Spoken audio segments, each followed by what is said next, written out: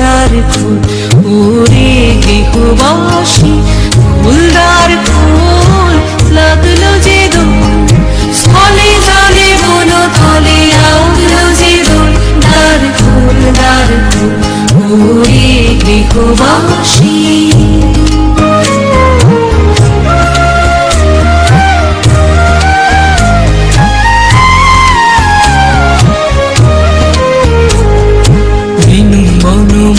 মরে দক্ষিণ বাতাসে প্রজাপতি দোলে ঘাসে ঘাসে বেনু বন মরে দক্ষিণ বাতাসে প্রজাপতি দোলে ঘাসে ঘাসে মৌমাছি ফিরে যাচ্ছে ফুলেরও দক্ষিণা পাখায় বাজায় তার ভিখারির বীণা মৌমাছি ফিরে যাচ্ছে ফুলেরও দক্ষিণা পাখায় বাজায় তার ভিখারির বীণা পাথবে বিতানে বায়ু গন্ধে বিপুল দ্বার খোল ওরে গৃহবাসী ফুলদার খোল লাগলো যে দোল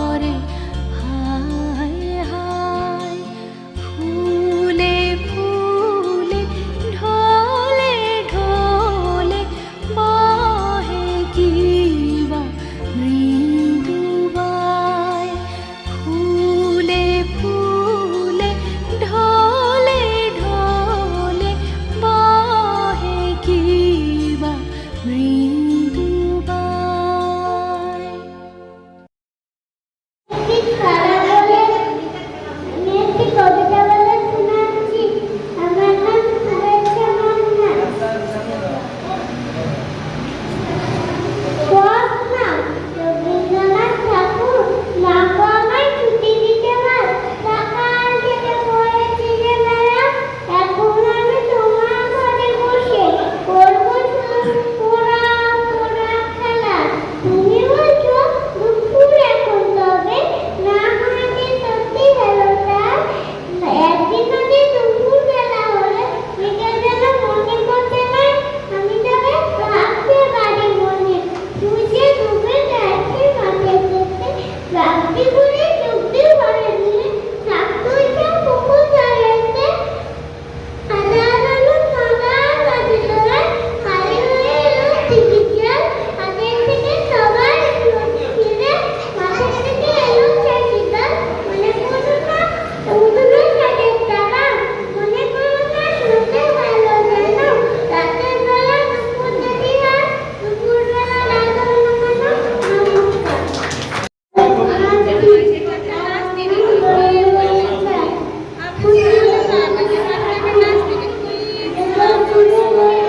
আমরা বেরোবো।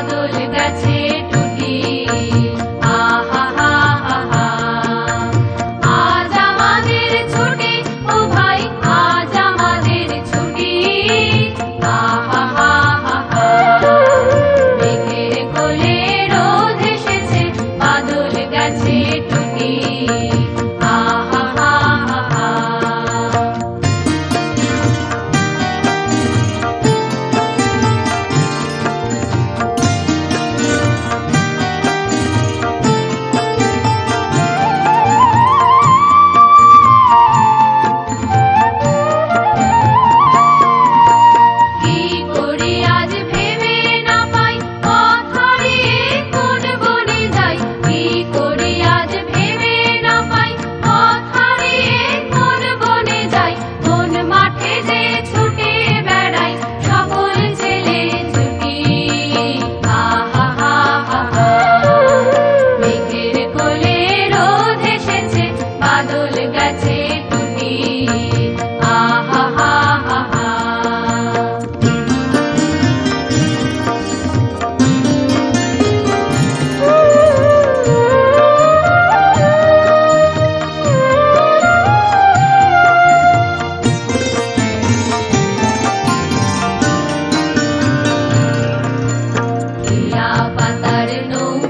গগরে সাজিয়ে দেব ফুলে, তাল দিঘিতে ভাসিয়ে দেব চলবে দুলে দুলে।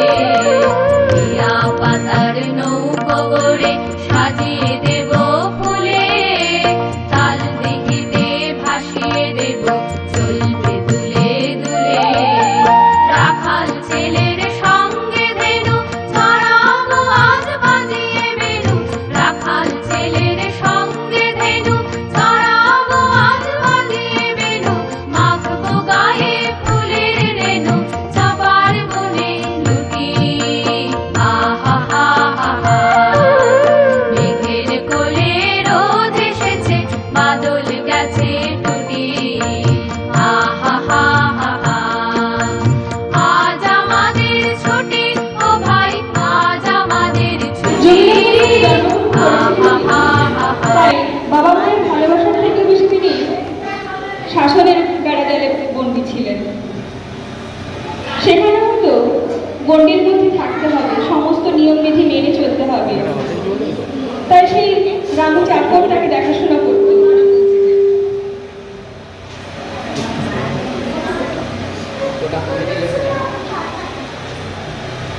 রামু চাকর শুনিয়েছিল সেই কাহিনী। লক্ষ্মণ যেখানে সীতাকে গণ্ডির মধ্যে রেখেছিলেন, বলেছিলেন এই গণ্ডির থেকে বাইরে গেলে তোমায় অশুভ শক্তি ধরতে পারে, সেই রকম ভাবে রামু চাকর রবীন্দ্রনাথকে ছেলেবেলায় সেই গণ্ডির মধ্যে রেখে দিতেন। একটা চটের গণ্ডির মধ্যে বসিয়ে দিতেন একটা জানালার পাশে। বারান্দা থেকে তিনি বাইরের প্রকৃতিকে দেখতেন। হয়তো তিনি সেইভাবে প্রকৃতিকে দেখতে পেয়েছিলেন বলেই আজকে তিনি কবিগুরু। প্রকৃতিকে দেখতে পেয়েছিলেন বলে হয়তো তিনি 8 বছর বয়সে তাই কবিতা লিখতে শিখেছিলেন। তার কবিতাও প্রকাশিত হয়েছিল। সেই ছোট্ট শিশু একটু একটু করে বড় হতে থাকে। যেখানে আজকে শিশুরা মাঠে খেলতে পায়, কবিগুরু রবীন্দ্রনাথ কিন্তু ছেলেবেলায় তা পায়। তাই জন্য বাড়ির খোলা চাল যখন দুপুরের সময় সবাই ঘুমিয়ে পড়তেন, চাকরেরাও যখন ধুলো নিয়ে আসতো, বাড়ির দরজার ট্রেনটা খুলে তিনি বেরিয়ে আসতেন এবং একটু একটু করে ছাদের উপরে চলে যেতেন। এবং খোলা ছাদটাকে তার যেন মনে হতো কোনো এক নতুন দেশে তিনি এসেছেন। হয়তো সেই খোলা ছাদটা দেখেই তিনি লিখেছিলেন তার নতুন রাজার দেশ। আবার কখনো কখনো তিনি সেই খোলা ছাদের মধ্যে খুলে ফেলতেন বাবার স্নানের ঘরটা। স্নানের ঘরটা খুলে যখন তিনি কলঘরটা খুলতেন এবং কল থেকে যখন জল পড়তো, তখন সেটাকেই তিনি তার ছাদের মধ্যে মনে হতো যেন তিনি কোনো ওয়েসিস পেয়েছেন মরুভূমির মধ্যে।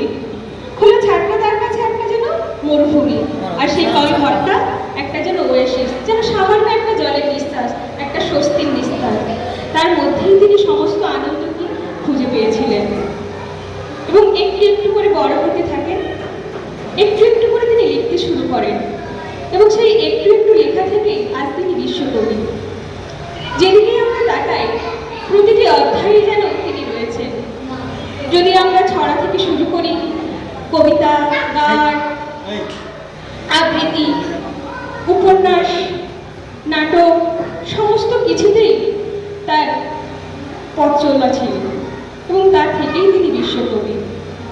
সেই তার থেকে আমরা যদি সামান্যটুকু কিছু জেনে থাকি, যেটুকু জেনেছি সেগুলো সম্পূর্ণ একটুখানি। তাকে সম্পূর্ণরূপে জানতে হলে আমাদের হয়তো আমৃত্যু সময় চলে যাবে, তার সম্পর্কে জানা হয়তো আমাদের আর ফুরাবে না কোনোদিন। তাই আমরা বলতে পারি আজকের দিনটাকে আমরা পালন করি শুধুমাত্র সেই গঙ্গা জলে গঙ্গা পুজোর মতোই রবি ঠাকুরের সমস্ত কিছু গান, নাচ, কবিতার মধ্য দিয়ে রবীন্দ্রনাথের জন্মদিন পালন করা। সেই জন্যই হয়তো তিনি বলেছিলেন যে দেখবে আজ হয়তো 100 বর্ষ পরে কে তুমি করেছ বসে আমার কবিতাখানি কৌতূহল বলে। তাই হয়তো তিনি বলেছিলেন, তিনি হয়তো উপলব্ধি করতে পেরেছিলেন যে হয়তো আজ থেকে 100 বর্ষ পরেও আমাকে কেউ স্মরণ করবে।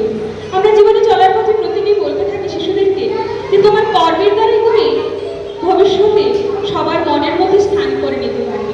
রবি ঠাকুরও তেমনিভাবে আমাদের কাছে তার কর্মের দ্বারাই স্থান করে নিয়েছেন এবং আমাদের চিরদিনের জন্য রবি ঠাকুর প্রাণের রবি হয়েই থাকবেন।